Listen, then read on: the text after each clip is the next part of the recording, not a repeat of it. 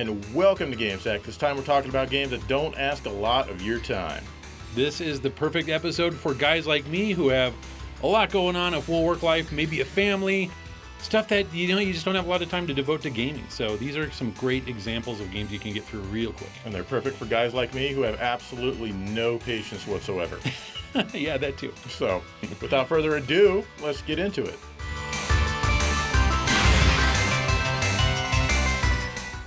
The large majority of 8 and 16-bit games don't ask for a lot of your time, so it would really be kind of cheating to pull titles from those areas. But don't worry, we'll do an episode about good pick-up-and-play games for the 8 and 16-bit era sometime in the near future. And I know some of you don't like the newer games at all, but come on, great games are still being made.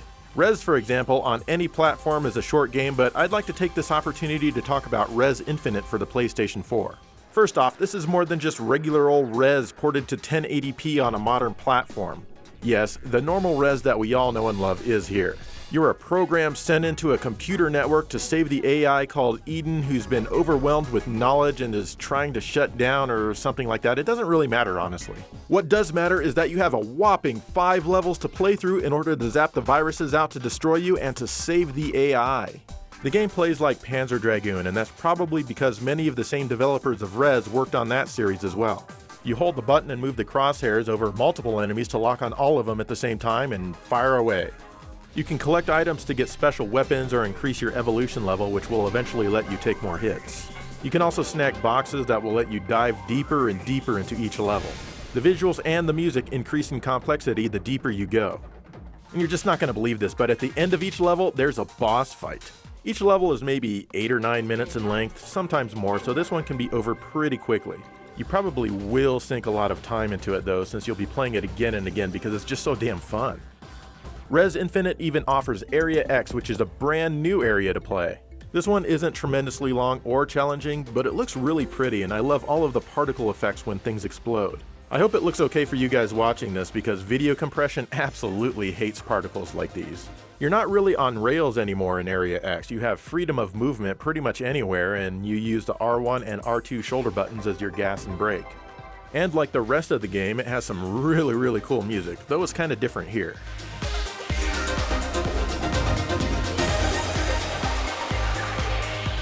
What's more is that the PlayStation 4 version supports the PlayStation VR. This is how the entire package was meant to be played, and I gotta tell you, it's extremely awesome.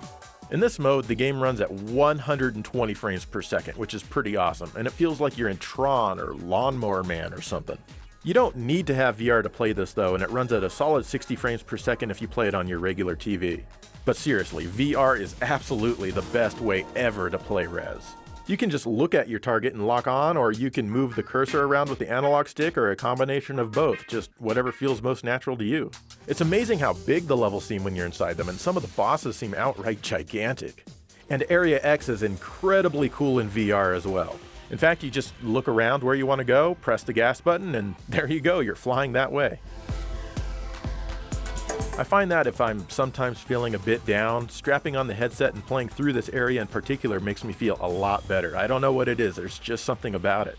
The entire game in VR is fantastic and a very surreal escape from reality. In fact, it's really hard to play it in 2D after playing it in VR. I used to be a huge VR naysayer, but games like Rez Infinite helped convert me. I love it now. It doesn't demand a lot of time from your life, but it gives you so much with the time that you do spend with it.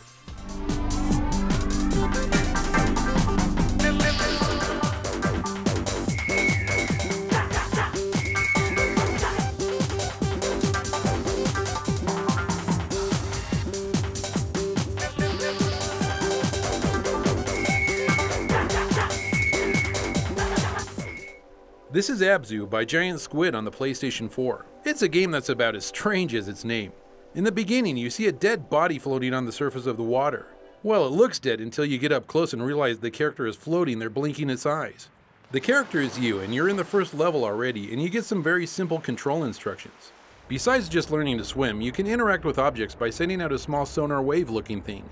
That's all there is to it, and then you're on your own. You have no idea what's going on or where you're supposed to be going. That's okay because swimming is easy and fun. You spend 98% of your game underwater just swimming around each level. As you take in all the underwater scenery, you'll come across things buried in the sand. Once you send out a sonar wave, they wake up and follow you like an option in a shooter. Since you're not shooting anything, they just swim around your body until you come to a gate made out of coral. Here they serve their only purpose from what I can tell and destroy the coral gate to let you progress. So the first area I was just like, wow, this sure is pretty, but is this all there is to it, just swimming and looking around? Not very far into the next stage, you see a great white shark, and you'll see it every now and again along the way. He has no intentions of hurting you, so you can just take note of him and keep going. At the end of each area, you come to a place that's all dark and looks like it's in decay. The only color you see is a blue light coming from something on the ground. As you get close to examine it, it takes you to another area. This is both the strangest and one of the coolest looking areas in the game.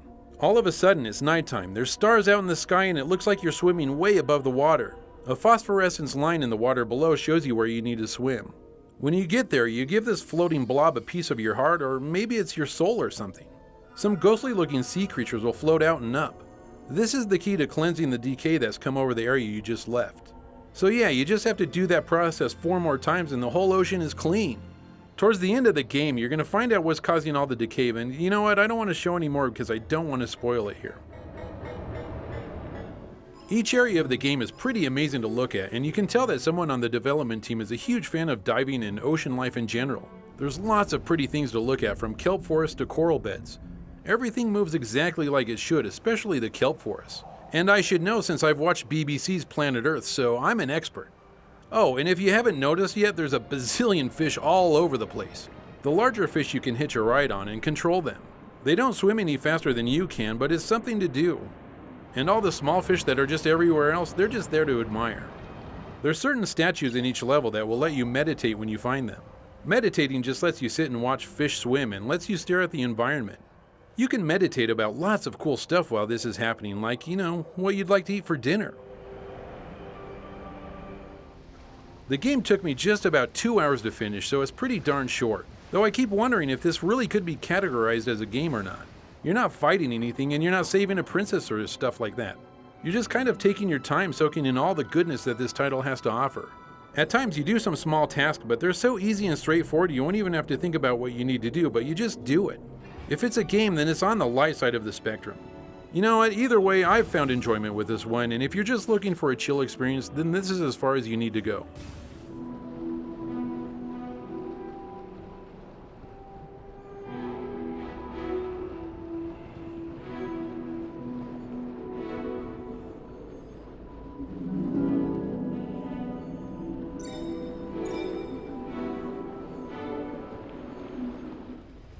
One really short game is Metal Gear Solid 5 Ground Zeroes. It's on the PS4, PS3, Xbox One, Xbox 360, and the PC.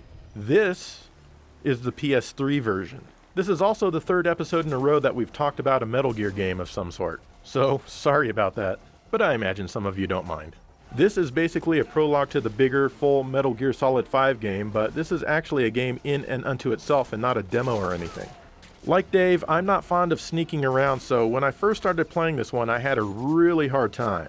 It's super easy to get discovered, and for me, this gets annoying really fast. I don't remember having any issues with the original Metal Gear Solid. I loved the hell out of that game, so I'm not sure what this one's deal is. But of course, I kept trying. And once I started really learning the game, it became much more enjoyable. You really do need to be extra super sneaky in this one, otherwise hell will rain down on you. It doesn't take much for the guards to notice you or the sounds that you make, so be careful. However, if worse comes to worse and you find the enemy going crazy, calling in reinforcements and stuff, well, keep hope alive. For example, I ran around this building shooting people in plain sight for like 5 minutes. Bodies everywhere and the enemy was flipping out beyond control. Even if you have a 5-star wanted level, if you find a really good hiding place and just stay there, they'll eventually calm the hell down and forget about you, letting you get on with your damn mission. It can take a while though. Anyway, you need to sneak into the camp and rescue a couple of people. They should be being held nearby each other, but of course they've been separated. You need to get them to a helicopter that you call in so that they can be extracted. Just be careful, because if you attract enemy fire, the person you're trying to rescue can die, and that's game over. There's also other things to do if you want, like find all of Chico's cassette tapes that just happen to be laying around the base. These reveal more detail in the story as you listen to them, but you don't have to collect them. In fact, there are quite a few things that you can do and investigate to lengthen the experience if you want. but on average it'll take only about an hour and a half or so to get through it. So if you like stealthy Metal Gear stuff, this is a good one that you can easily do when you don't have a lot of time to invest and still come away satisfied. Well, you might not be totally satisfied if you still had to wait for the full Metal Gear 5 game to be released down the road like people had to do when this initially came out, but that's no longer an issue. The graphics are pretty good for the PS3.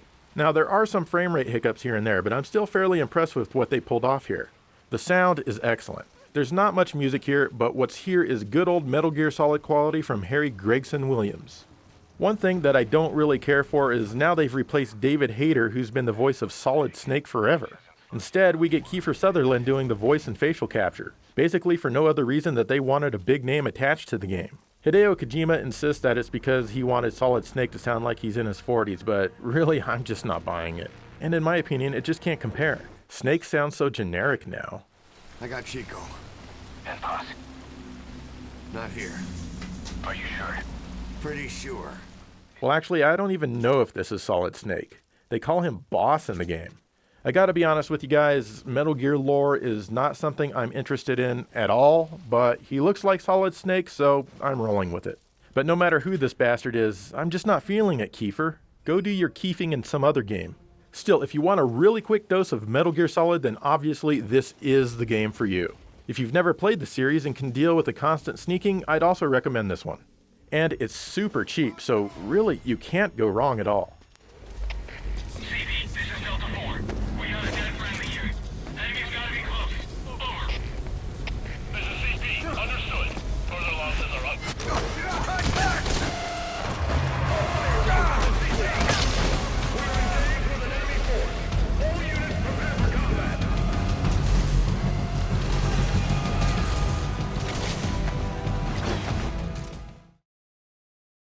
All right, we're off to a good start. 3 examples of games that don't take a lot of your time, which leaves me feeling really good. How about you? Oh yeah, loving it so far. And speaking of not taking a lot of your time, let's just get back into it.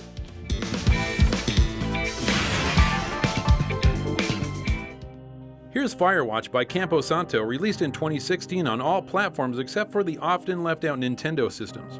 This is a first-person adventure game where you play the role of a guy named Henry. The year is 1988, and Henry lives in Boulder, Colorado with his wife who he met in 1975. Over time, she develops Alzheimer's and eventually has to be put into a facility with 24-hour care. With his wife out of the picture, Henry takes a job as a fire lookout in Wyoming. He's got his own fire tower that gives him a good view of the surrounding wilderness. To get used to how the game plays on your first day, your boss Delilah, who's actually in the next fire tower, sends you on a mission to seek out who's shooting off fireworks by the lake. When you get there, you discover it's 2 young girls who think that you're spying on them. But as you're making your way around, you'll interact with Delilah through your walkie-talkie. When you come to a point of interest, you can report it to her. She'll usually try to explain what it is you found or tell you what to do. Campfire too. The idiots down at the lake? The story starts to develop when you're on your way back to your tower on your first day. You see some dude in the distance with a flashlight that creeps you and Delilah out. Then, a day or so later, you come across a fenced area which makes you wonder what the hell's going on. As far as the story goes, I'm not going to tell you anymore so I don't spoil it if you're actually interested in playing this game. Wandering around your bit of the forest is fun since the environment is pretty lush. There's tons of trees and bushes and whatnot, but there's still a surprising lack of animals. You see the occasional butterfly here and there, but that's it. Birds will chirp in the trees, but you can't see them anywhere. Also, the wind blows constantly in this game. You'll hear it all the time and it sounds like a nice strong wind, but the trees barely move and don't sway at all. I guess they put the wind noise in there for ambience. Or maybe because Wyoming is seriously the windiest state on the continent.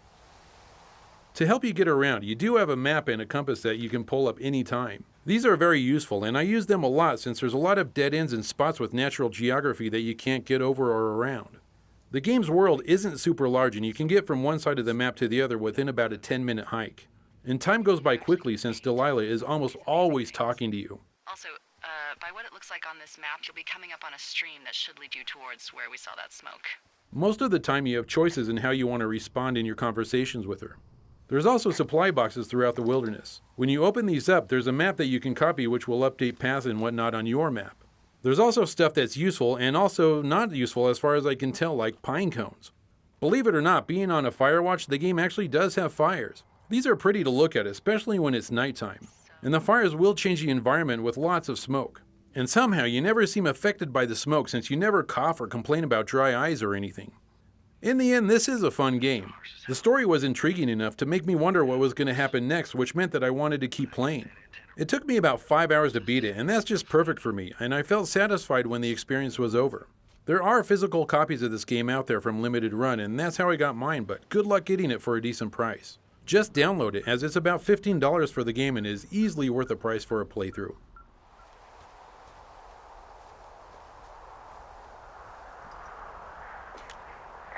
Hey, so the wire is definitely down out here. I just found it. That's actually good to hear. I can send someone out to fix it. Good find. Yeah, the thing is, it doesn't look like the wind. It looks like it was cut deliberately. This is Until Dawn Rush of Blood, which is an exclusive title for the PlayStation VR. This one is a spin-off of Until Dawn, which I have, but I haven't played it yet. But yeah, this is a great game in its own right. Also, it's one of the best virtual reality experiences that I've ever had. Basically, you're a dude or dudette riding in a little roller coaster cart, and you're always dual-wielding 2 weapons. This one guy is telling you that you need to stop a madman or something, and some crazy stuff happens throughout your adventure. As your roller coaster cart slowly trudges around each level, you shoot various things and enemies. Sometimes you'll even need to move your head or duck out of the way of obstacles in order to avoid getting hurt.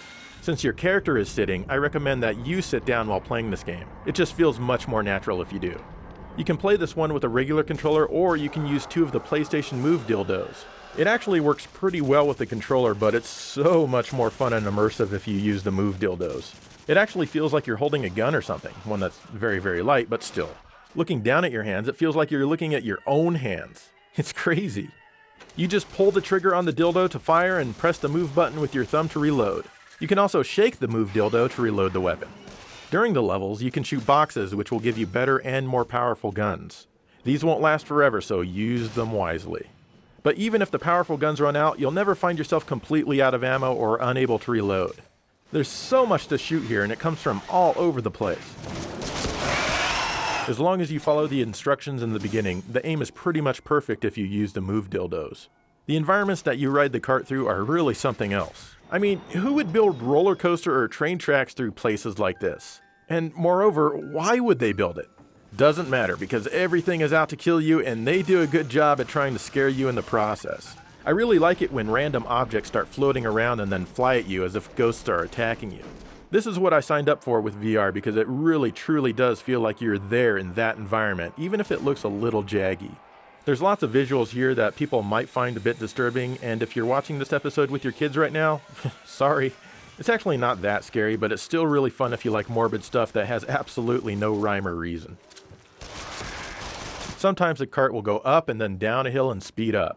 This never once caused me any kind of motion sickness, and I'm a guy who can easily get motion sick by most first-person shooter games.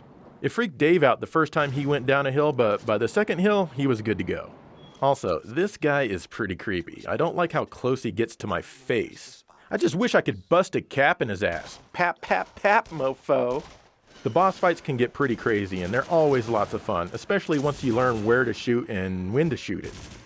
Like most VR games, it's extremely short. There's only 7 levels here, and you'll find yourself at the final stage in just over an hour unless you die a lot. But I like to play through each level again and again just because they're so fun. Sometimes there are branching paths that you can enable if you're fast enough, and these add a little bit of variety when you replay the game. The visuals are mostly pretty dark, but it's not really an issue when you're actually playing the game. If this weren't a VR game, it might bother me a little. Still, they did a great job with the visual design of everything. And be sure to play this one with headphones and not your TV sound or a surround system. Seriously, it really helps with the immersion, and you're missing out if you play it any other way, as the sound design here is amazing. This is a fantastic title to show off what PlayStation VR is all about.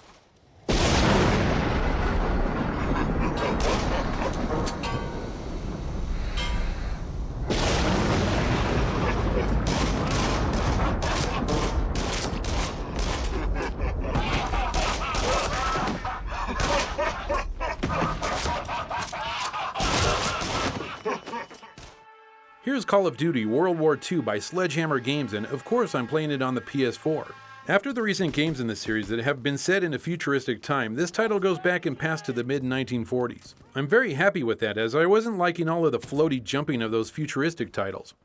A lot of people might not realize it, but this game does have a campaign mode. I say that as the majority of people bypass this and go directly to multiplayer, and that's fine, but they're missing out on some quality single-player gameplay.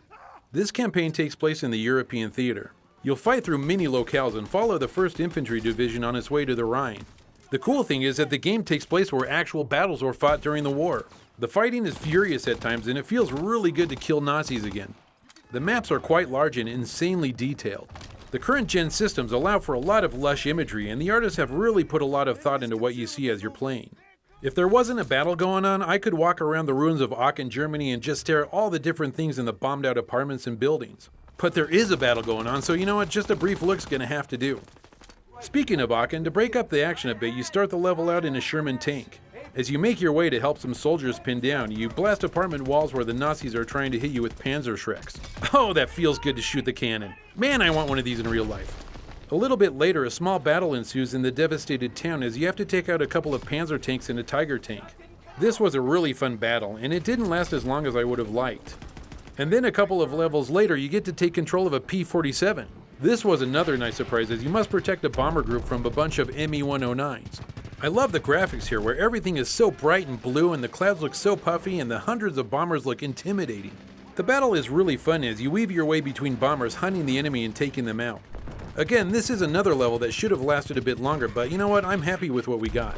The rest of the game is just really fun to play and the amazing looking cutscenes tie it all together nicely.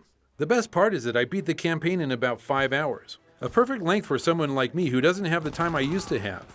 Since the Pacific Theater was nowhere to be found in this game, I'm hoping that next year's entry will cover that part of the war. And of course I can't leave out the multiplayer action since it's the main reason these games sell so well. There's a ton of modes to pick from, but my personal favorite is Team Deathmatch. Up to 12 players can battle it out over a bunch of different maps and locations. Again, no detail has been spared while creating these maps and they're all beautiful to look at while you're trying to up your kills.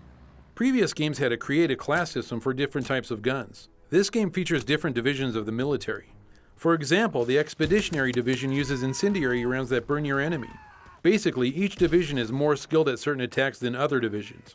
Again, the fan favorite Nazi Zombies is back, where you fight wave after wave of the undead with a few new additions to keep it from feeling too samey as other entries. Hey, admit it, this game looks really good and makes you want to try it even if you haven't played any of the previous games. Give it a try, you might find that you like it. Red, can't penetrate that Panzer's front armor. Gotta flank it. Copy that. Move it around. Panzer, right side.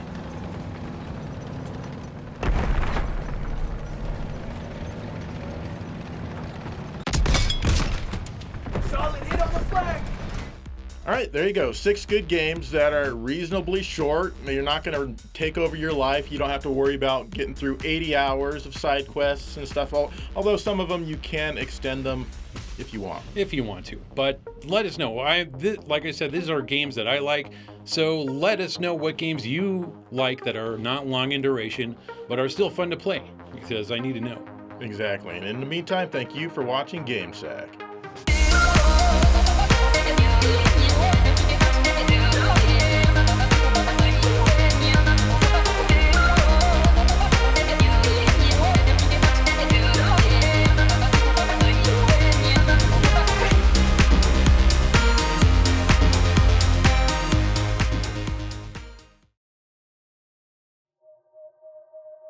You know, Joe, you've got a great collection of games here, I must admit, but this can't be it. I mean, where do you keep your valuable games?